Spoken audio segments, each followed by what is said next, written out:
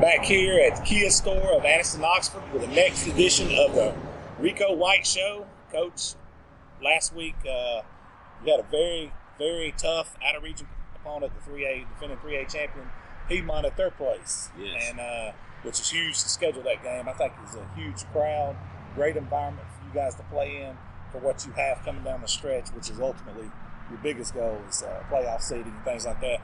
But before we dive into this week and the monumental game you got coming up this week, let's take it back to last Thursday night. Last Thursday night with your game against Piedmont. You ultimately come out with a win, 30-28 at their place. Yes, I tell you what, great environment, great team. Coach Smith and their program, elite. And you playing against an elite program, you better bring your A game. I tell you what, we had our hands full. You know, I was telling my kids at halftime, I said, listen, the league we have ain't enough. This is a team, they don't quit. They know what champions do. So we had our hands full. We came out and we played pretty good second half, but fourth quarter things went crazy. So we finally settled down and pulled away with the victory.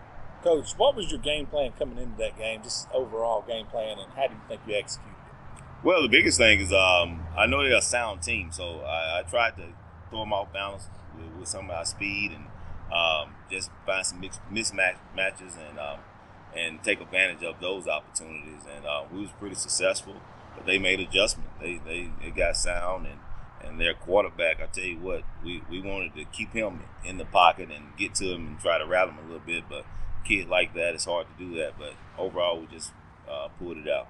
Coach, you were able to turn him over a few times. Talk about that defensive effort, especially in the first half.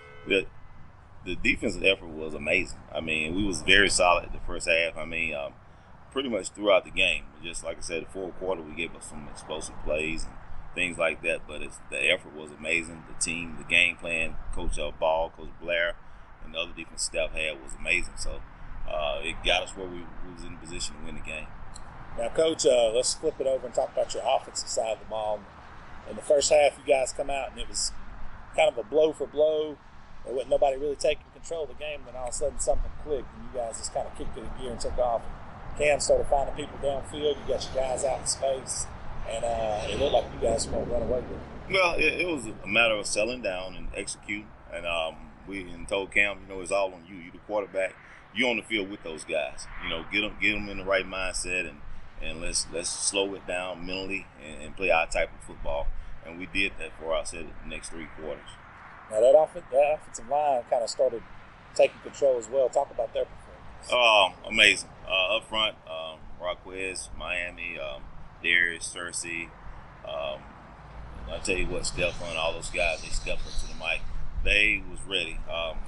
Had a great week of practice. I can tell you what, that's one thing I can say carried over. We had a great week of practice for that game. We was really prepared mentally and physically, and it just helped out and carried over for us. Coach, now, great win on television. The whole state got to watch that one. That was the WOTM game of the week. Talk about how special that was for the state to get to see the hard work and effort that you guys have been putting in. And it just happened last week, obviously. This thing's been building for years to get you where you are right now. Well, that's something we always wanted to do. We wanted to build this program, and those type of games, that environment, being televised, that really helps. It shows that Calhoun kind of has some amazing football going on. And the type of program Piedmont have. If you hadn't seen them, now you got a chance to see them on TV. You got a chance to see Anniston, a team that's came back and just ready to play good football. Now, Coach, this is one thing that a lot of people who are not on the inside of the program don't realize. The things that happen when you're winning and successful, guys can get complacent and they think they've already arrived. But the problem with that is you're playing Handley this week. And this is another top 10 matchup for you. But this one means a lot more than the one last week as far as playoff seeding and things like that go. Yes. How do you get your guys up to playing at that level again this week after such an emotionally charged game last week? Well, the biggest thing that our kids have done well with is having tunnel vision. It's only one game on the schedule. That's Handley. They know the importance of it. They know we went to Handley last year and beat them at their place, so they're coming back on revenge. They really going to play hard. So we got our hands full, but I think my kids, we're a good team also. It's just about who have less mistakes and the mental edge that eventually they'll take over and win the game. And Coach, when you look at Handley, I know you guys are explosive. You're really good offensive line, really good defensive line.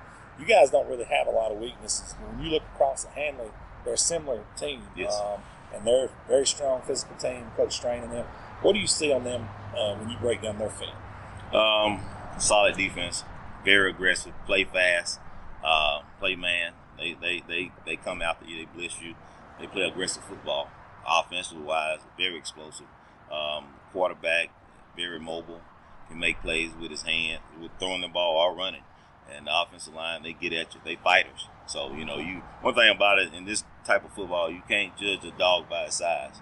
It's a fight in him, And one thing, Handley has tradition. So we're going to have our hands full, but we look forward to it.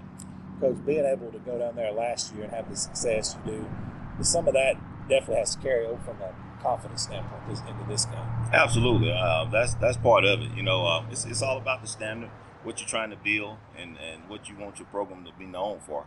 And we're going to play our type of football Friday night. Looking forward to it. And, Coach, before we let you go, one more thing. Talk about this Anniston crowd and what you hope you can get. I mean, you guys have – when we were there earlier this year, obviously, man, you guys filled that place up for Jackson in the rain. This game right here means even more than that from a standpoint of where we're at in the season.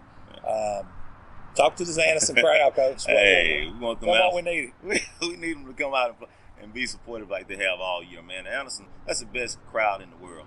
They hold you to a standard too, so they want to win. It's like just like we want to win. But I tell you what, I wouldn't rather be any place but Anniston. I love them, they love me, and we fight together. So once a Bulldog, always a Bulldog. So Friday night we'll be ready. Coach, that's going to be a spectacular crowd, I do believe, and it looks like we may have a little rain in the forecast, which is going to make things even funner. It's the same thing we had in Jacksonville last time you guys played there. Coach, good luck to you guys Friday night, and all I got to say is dogs on 3. Hey, dogs on 3. Go Bulldogs.